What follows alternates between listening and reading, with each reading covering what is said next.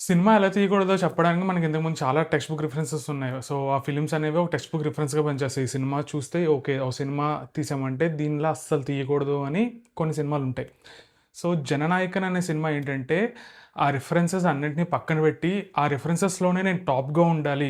అంటే ఏదైనా text book reference చూపిస్తే ఈ సినిమా అసలు సినిమా అంటే ఎలా తీయకూడదు అనే టెక్స్ట్ బుక్ రిఫరెన్సెస్‌లో నేనే టాప్‌గా ఉండాలి అని పోటీ పడి తీసిన సినిమాలా అనిపిస్తది 'జననాయకన్.' సినిమా ఎలా ఉందని కొంచెం సేపు పక్కన పెడితే, first of all as a Telugu audience why should we watch this film అనేది కూడా వీ హ్యావ్ టు టాక్. ఎందుకంటే ఒక తెలుగు సినిమాని రీమేక్ చేయడం ఇట్స్ ఎ వ్యాలిడ్ పాయింట్. ఒక మంచి స్టోరీని తమిళ ఆడియన్స్‌కి చెప్దాం అనుకోవడంలో లైక్ మంచి ఇంటెన్షన్ ఉంది.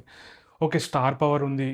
మేము ఏం డబ్ చేసినా చూస్తారు అన్న గ్రాంటెడ్ ఫీలింగ్‌లో నుంచి వచ్చిన ఫిల్మ్ 'జననాయక్' అని అనిపిస్తది. ఎందుకంటే ఒక తెలుగు ఫిల్మ్‌ని రీమేక్ చేసి, దాన్ని తెలుగులో డబ్ చేసి, మళ్ళీ అంటే కొత్త స్టోరీ ఇది మేము స్టోరీ మార్చేసామని మార్కెట్ చేసి, జనాల్లోకి వదిలి, ఒక స్క్రాప్ ప్రోడక్ట్‌ని మన మొహాన కొడితే అదే 'జననాయక్.' ఎందుకంటే సో, సినిమా ఎలా అయినా ఉండనియండి. సో, ఇంటెన్షన్స్ ఏంటి whatever the intentions are ah, as an audience ఇది మన ఇంటెలిజెన్స్‌ని ఏంటంటే క్వెషన్ చేసే ఫిల్మ్. ఎందుకంటే obviously Vijay as an actor he never addressed Telugu audience. ఒక్కసారి కూడా తెలుగు ఆడియన్స్‌ని అడ్రెస్ చేయలేదు. తెలుగు అంటే 10 ఇయర్స్‌గా తెలుగు మార్కెట్ ఉన్నందుకు తెలుగు ఆడియన్స్‌కి థాంక్స్ కూడా చెప్పలే. అంటే థాంక్స్ చెప్పాలి.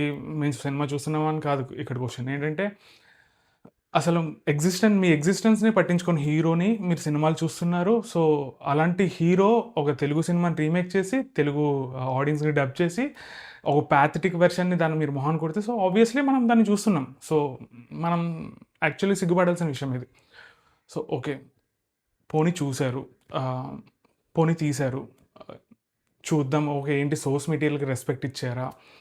అంటే one of the worst remakes I have ever seen ఇది. ఎందుకంటే 'Bhagavanth Kesari' not a great film. Not a very great film. But ఏంటంటే అందులో ఒక pure bonding father, daughter bonding గురించి తీసిన ఫిల్మ్. దాంట్లో ఎమోషన్స్ అనేవి చాలా కోర్ ఎలిమెంట్స్ అనమాట. చాలా బ్యూటిఫుల్‌గా ఉంటాయి. As a film it might not be a great film. But ఆ సినిమాలో ఉండే ఎమోషన్స్ మాత్రం చాలా గట్టిగా, హెవీగా క్యారీ చేస్తాయి. అండ్ ఆడియన్స్‌కి టచ్ అవుతాయి అది. సో, అలాంటి డెప్త్ ఉన్న కోర్ ఎమోషన్స్ అదే ఫాదర్, డాటర్ కోర్ ఎమోషన్స్ ఉన్న స్టోరీని తీసుకొని పొలిటికల్ ఎజెండాస్ ఇంజెక్ట్ చేసి సీన్‌కి సంబంధం లేకుండా అసలు ఒక పాథటిక్ వెర్షన్‌ని ఒక స్క్రీన్ మీద చూపించారు మనకి. ఆహ్, ఈ సినిమా ఏంటంటే ఆహ్, తెలుగు ఆడియన్స్‌కి రెస్పెక్ట్ లేదు. యాస్ ఎన్ ఆడియన్స్‌కి రెస్పెక్ట్ లేదు. తెలుగు ఆడియన్స్‌కి రెస్పెక్ట్ లేదు. తీసిన సినిమా అంటే సోర్స్ మెటీరియల్‌కి రెస్పెక్ట్ లేదు. అసలు నా దృష్టిలో ఇదేంటంటే straight mockery for art and cinema. ఎందుకంటే లైక్ మనకి ఏ ఎజెండా అయినా ఉండి ఓకే. పొలిటికల్ ఎజెండాస్ ఉన్నాయి. ఓకే. నీ ఎజెండా చెప్పాలంటే మీరు ప్రెస్ మీట్ పెట్టి పెట్టొచ్చు. లేదా ఒక పొలిటికల్ స్టోరీ రాసుకోవచ్చు. స్టోరీ రాసుకొని అందులో ఎజెండా ఇంజెక్ట్ చేసి ప్రాపర్‌గా చెప్పొచ్చు.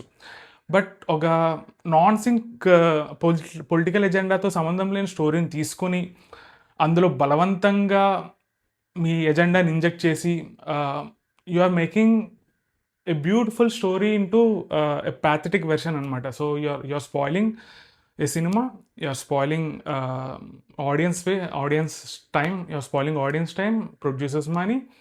దీనివల్ల ఎవరైనా బెనిఫిట్ అయ్యారంటే అది ఓన్లీ విజయ్ ఒకటే. ఎందుకంటే ఆహ్, ఏం తీసినా చూస్తారన్న ఆడియన్స్ ఉన్నారు కాబట్టి ఆబ్వియస్లీ ఇట్ మైట్ వర్క్ కొంతమందికి.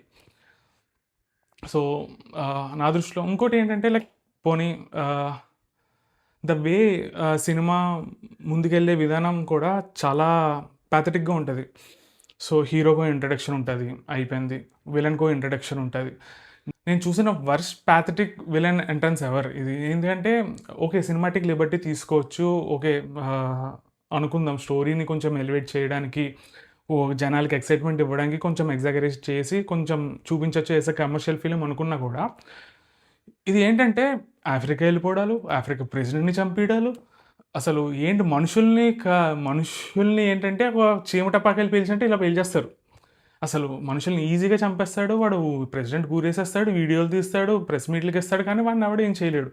సీ ఆహ్, ఐ యూజ్డ్ టు ఎందుకంటే ఎవరు ఎంత గ్రాంటెడ్ తీసుకున్న విలన్ ఏంటంటే ఫైట్స్‌లో తెలుగు సినిమాల్లో ఆబ్వియస్‌లీ ఒకడు కొడితే మనం ఎగిరిపోతూ ఉంటారు. విలన్స్ ఎగిరిపోతూ ఉంటారు. బట్ ఇదేంటంటే దాన్ని కూడా ఒక నెక్స్ట్ లెవెల్ అన్‌బిలీవబుల్‌గా చూపించింది. ఎందుకంటే ఓకే.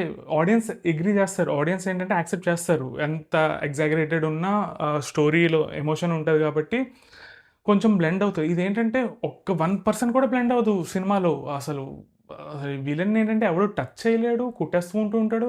నరుక్కుంటూ వెళ్ళిపోతూ ఉంటాడు. ముందుకెళ్ళిపోతూ ఉంటాడు. ఓకే. వీడిని ఎవడు కొట్టాడు అని మళ్ళీ తలపతి షాట్. ఒక సూర్యుని పెడతారు. సూర్యుని ముందు ఒక నల్లగా నడుచుకొని వస్తాడు. ఒక బీజీఎం వస్తది. మళ్ళీ ర్యాండమ్ రామా. ఎంత నాన్‌సింగ్ ఉంటదంటే సినిమా. డాటర్ మిలిటరీలో జాయిన్ అవ్వడానికి ఒప్పుకున్నట్టు సైన్ చేస్తది. And then we'll have a duet with heroine.